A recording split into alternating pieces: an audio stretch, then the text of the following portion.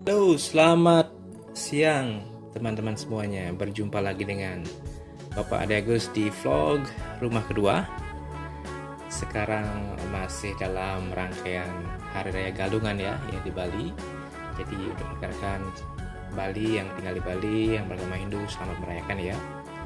Semoga lancar ibadahnya.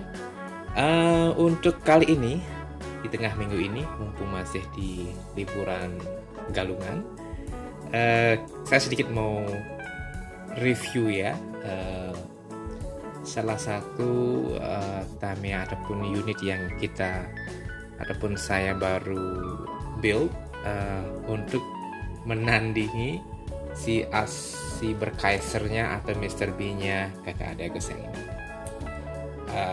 Berkaiser sudah cukup oke dengan power desk-nya, dengan setup seperti ini sudah paling tidak bisa melibas trek rumahan dengan jam rem. Nah itu dia. Dan itu kebetulan kita masih punya satu motor untuk single shaft, yaitu Ultra Dash. Nah Ultra Dash itu kita pasangkan di sini, di body capnya si Dash Emperor ya, teman-teman bisa lihat. Ini body cap yang sangat-sangat favorit. Paling tidak untuk zamannya saya yang dulu mengenal game Pro. Jadi ini body capnya. Kita akan review sedikit mobil ini, apa saja sasis, apa saja aksesoris, kemudian apa saja modifikasi yang kita lakukan untuk modifikasi. Oke, saya akan mulai dulu dari yang paling pertama adalah sasis ya teman-teman. Jadi sebenarnya mobil ini sasisnya berasal dari Lupin Racernya si Astut ya kalau nggak salah itu. Dulu saya pernah beli second dan itu tidak digunakan, nganggur karena sibuk menggunakan MS. Jadi itu menggunakan base sasis VS. Jadi ini juga kali pertama saya menyentuh VS ya, setelah kapan hari menyentuh Super One lagi. Ini sasis base VS. Nah, seperti teman-teman lihat seperti ini. Di belakang sudah ada yang sama dengan di Super One, ada cantolan untuk akar ya di sini. Saya menggunakan mekanisme yang sama dengan Super One kemarin. Kemudian mungkin saya masuk dari belakang dulu ya. Setelah sasis Super One, VS, di belakang sama juga positioningnya dengan yang Mr. B, ada akar di situ.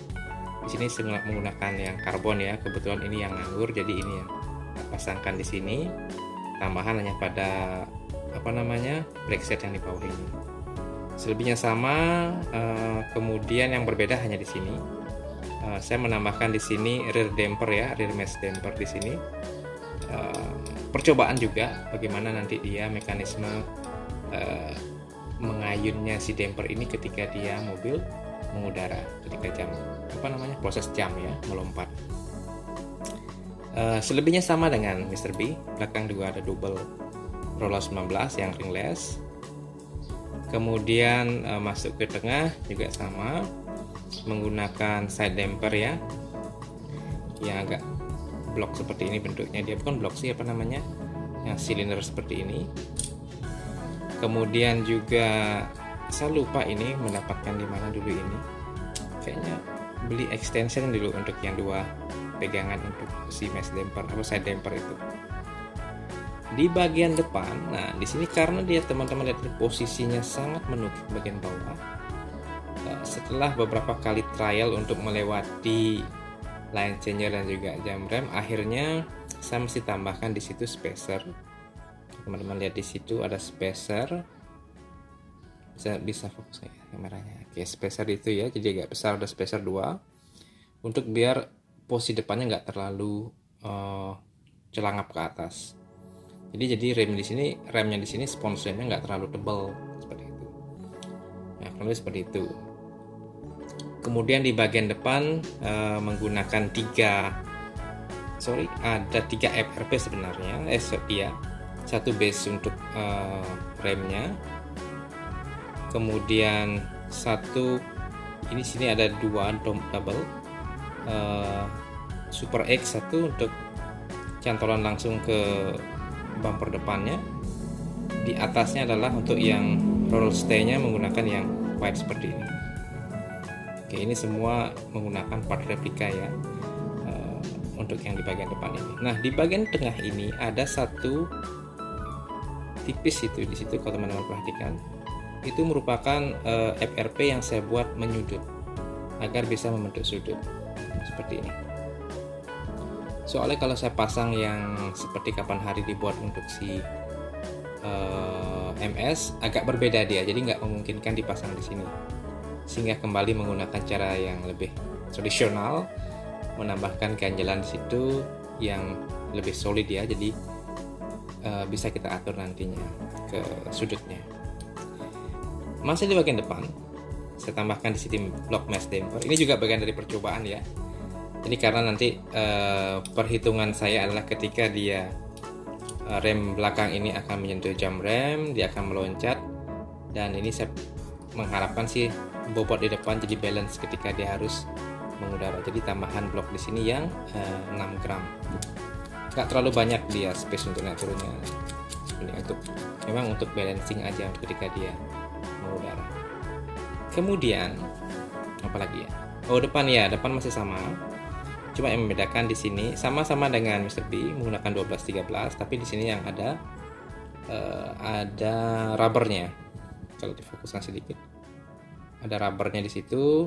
Nah, di situ fungsinya lebih kepada bisa sedikit balancing ketika dia di tikungan, sama dengan yang di atas ini sebagai balancernya. Selebihnya setupnya sama. Di sini kalau diperhatikan rodanya pun ataupun tayarnya pun sama, menggunakan lug diameter dengan bubut. Dulu ini dapat dari mana ya, saya lupa ini. Kayaknya dapat gratisan juga ini. Ini gratisan, dapat pas membeli part apa gitu, dikasih plus ini. Dan masih berfungsi dengan baik digunakan dengan mobil ini. Ya, itu yang ada di setup mobil ini, dengan brake di bawah, depan hijau dan belakang hitam. Dan ini cukup bisa paling tidak bisa melewati jam rem dan juga line changer ya, karena di situ ada stick tanjakan yang membuat mobil stable di situ. Oh ya, di sini juga ada underguard karena tidak ada mekanisme fleksibel di sini. Jadi ini ada underguard saya tambahkan di sini. Ini juga part dari yang kapan hari saya beli second ya. Jadi saya pasangkan di sini, dan juga di depan saya tambahkan potongan FRP sisa bekas untuk bisa menutup, paling tidak langsung bersentuhan terekspos keluar si ujung roller ini, tiang ini ya. Ini saya menggunakan tiang yang katanya disebut sebagai Hercules ya, replika tiang AO yang lebih strong, lebih tebal dia. Jadi tapi di situ menonjol di bawahnya, dan harus ditambahkan sedikit potongan FRP yang untuk paling tidak dia ketika nyangkut di dinding track ini nggak langsung nyangkut juga ujung dari roller. Untuk sasis dan feature-featurenya sudah semua ya. Dan di sini pastinya ya, di sini menggunakan motor yang bertabung cap hitam ini untuk single shaft, ini yang Ultra Dash. Ultra Dash memiliki RPM yang lebih tinggi ketimbang si Power Dash, cuman nanti kita akan lihat di track bagaimana performanya ya. Ini dia bodinya VS ya, dengan aksesoris tambahan. Dan kembali ke body capnya, saya lupa kapan hari membeli body cap ini digunakan untuk sasis apa ya. Cuma awalnya saya membeli ini untuk dipasang di MS sebenarnya, cuma kekecilan jadi nggak kepake, dan akhirnya saya gunakan untuk dipasang di VS. Ini pun tidak sepenuhnya bisa PNP ya, jadi ada yang sedikit modifikasi di sini. Nah ini kalau di sebelah sini saya copot karena memang kebentur sama gearnya si VS.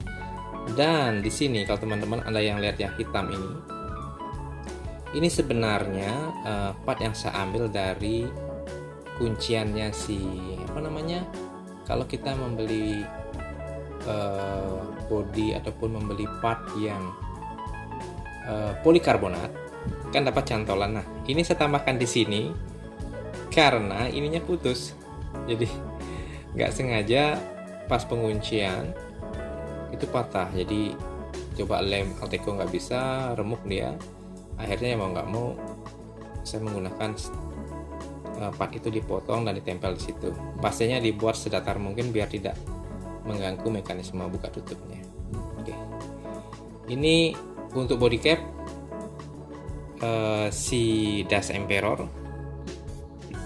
Sementara ini setelah beberapa kali saya tes run, cukup oke untuk track rumahan yang kapan hari kita setup untuk digunakan oleh Mr. B. Tinggal nanti kita akan lihat bagaimana performanya ketika dihadapkan head to head dengan si Mr. B. Jadi nanti kita akan lihat sama-sama seriesnya apa namanya, Dash in Battle ya. Jadi akan ada video lanjutan bagaimana performanya si Power Dash dengan Ultra Dash-nya si Dash Emperor ini. Oke, kayaknya itu aja untuk tengah minggu ini dulu vlog kita. Nanti kita akan sambung nanti mungkin di hari Sabtu Minggu, melihat bagaimana performanya Dash in Battle ya, Power Dash dan Ultra Dash untuk yang single side. Oke, sepertinya itu saja edisi kali ini, vlog kali ini. Selamat sore teman-teman semuanya dan tetap sehat. Ciao.